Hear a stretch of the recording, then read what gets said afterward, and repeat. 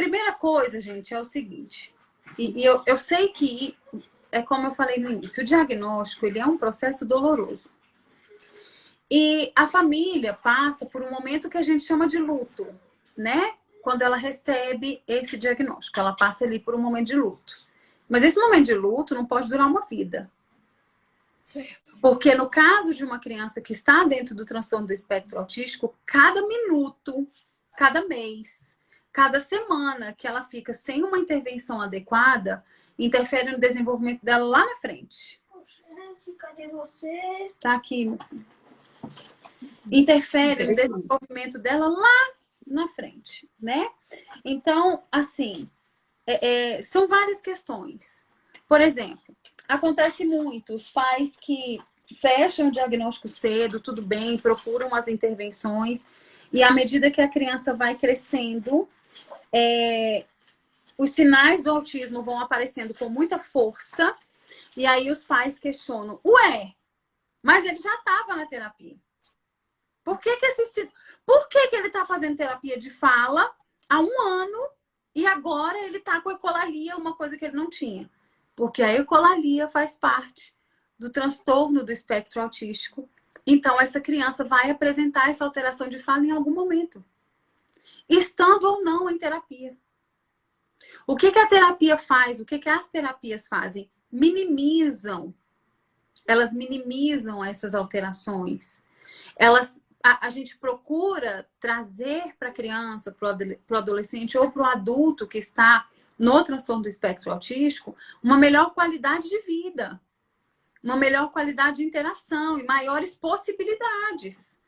Possibilidade de aprendizagem, possibilidade de desenvolvimento, possibilidade de interação social com a sua família, nos ambientes no qual ela atua, né?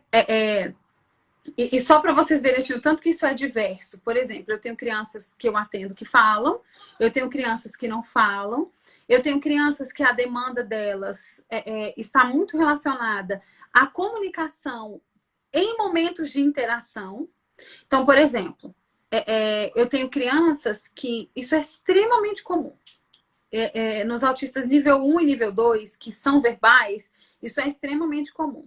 Por exemplo, ele conhece você há muitos anos, mas a primeira vez que ele viu você e que ele conseguiu acessar você foi perguntando seu nome.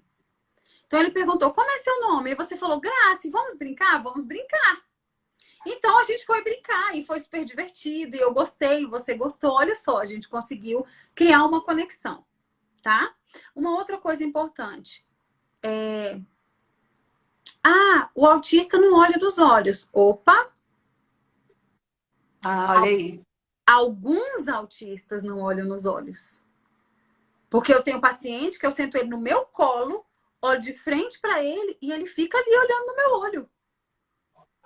E eu faço jogos e brincadeiras interacionais com ele aqui, ó, olho no olho, e ele me olha e ele interage comigo. Larissa, mas esses pacientes são grau 1 ou não tem essa diferenciação? Pode ser grau 1, grau 2, grau 3, vai de cada indivíduo. E o que acontece? Ainda tem mais uma situação. O grau 1, grau 2 e grau 3, os níveis, eles não são definidos no momento do diagnóstico. Não são. O nível, ele é definido ao longo de um processo onde a gente observa a necessidade de suporte daquela criança. A necessidade de suporte daquele adolescente. Então, muitas vezes, esse nível, ele vai aparecer mais lá na frente. Ali, por exemplo, ele foi diagnosticado com 3 anos. Então, a gente só vai conseguir definir o nível dele, sei lá, quando ele tiver 6 anos. Quando ele tiver 5 anos. Né? Por quê? Porque a gente precisa fazer as intervenções, ver quais são as respostas que ele vai dar e aí observar dentro ali da maneira como ele socializa, de com quem ele conversa, a gente vai observar, né, quais são as reais necessidades dessa criança, desse adolescente, tá? Então, quais são as reais necessidades? Tem outras questões envolvidas? Porque, por exemplo, eu não tenho como saber de uma criança, de um autista de 2 anos, se ele tem deficiência intelectual. Muitas vezes eu não tenho como saber, pelas respostas que ele me dá. né? Então, a Verdade. gente precisa ter esse manejo ali durante o processo e acompanhando isso junto com a equipe multidisciplinar, junto com a família, com os relatos que a família traz de casa, né? Olha, essa criança está respondendo assim, olha, ele está fazendo isso já com autonomia, olha, ele já está fazendo assim, já tá, né? Ele já está tendo mais respostas autônomas no processo de desenvolvimento. E assim é que esses graus e esses níveis são definidos, tá?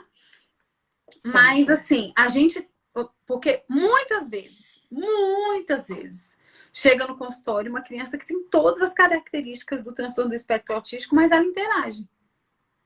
Aí os pais falam, olha, ele não tem autismo porque ele interage. Sim, gente, os autistas interagem. A questão é, qual é a qualidade? Você acessou a primeira vez perguntando o seu Interessante. nome. Todas as vezes que ela te vê, ela vai perguntar o seu nome. Mas ela não esqueceu o seu nome. Ela sabe o seu nome. É porque ela acha que ela colocou ali na cabecinha dela que a única maneira dela acessar você é perguntando o seu nome.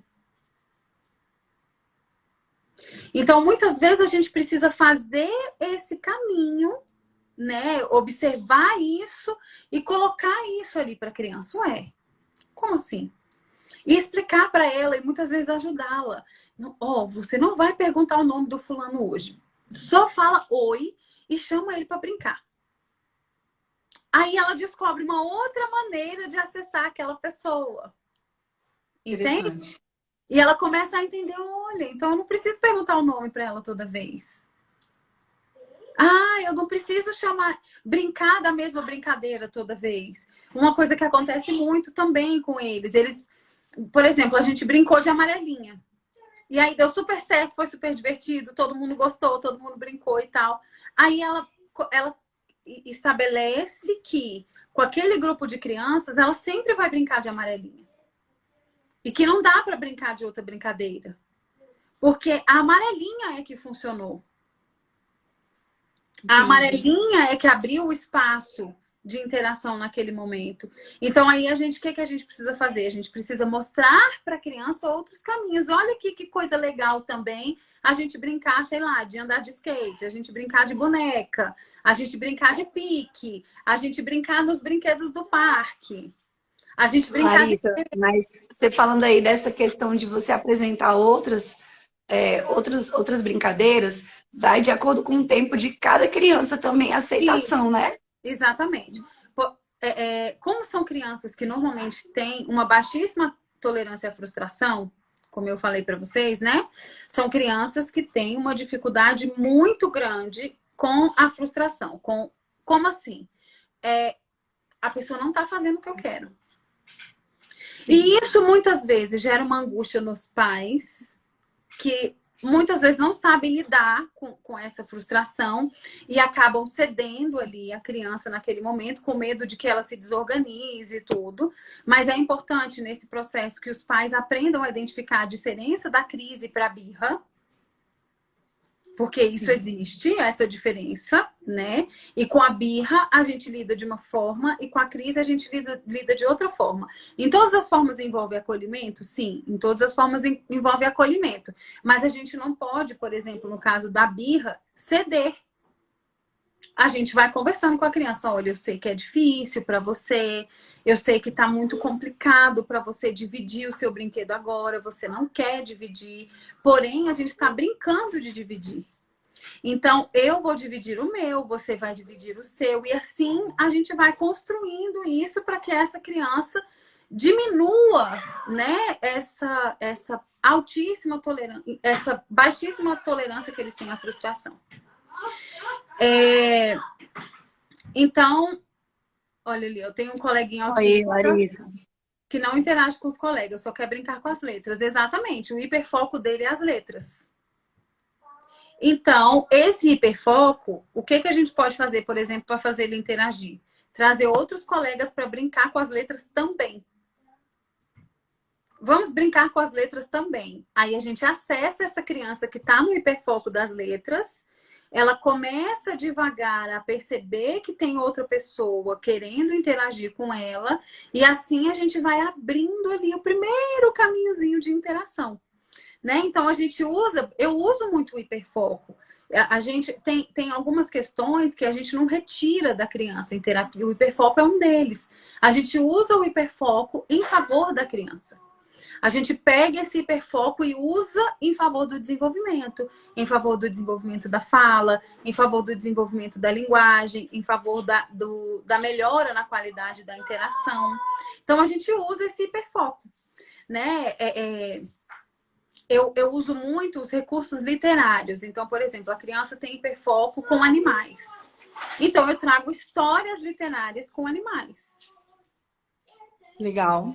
E a gente vai trocando os assuntos da conversa, os assuntos da terapia, né? Para quê? Para a gente pegar aqueles animais e usar em outros contextos, para a criança poder perceber que existe essa possibilidade. Usar esse animal no jogo simbólico, né? Como que o cachorro come?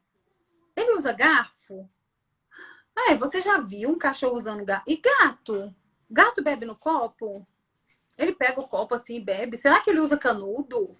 Então, a gente trazer um pouco disso para a realidade da criança. Então, é mais ou menos assim que vai funcionando o processo terapêutico e a intervenção.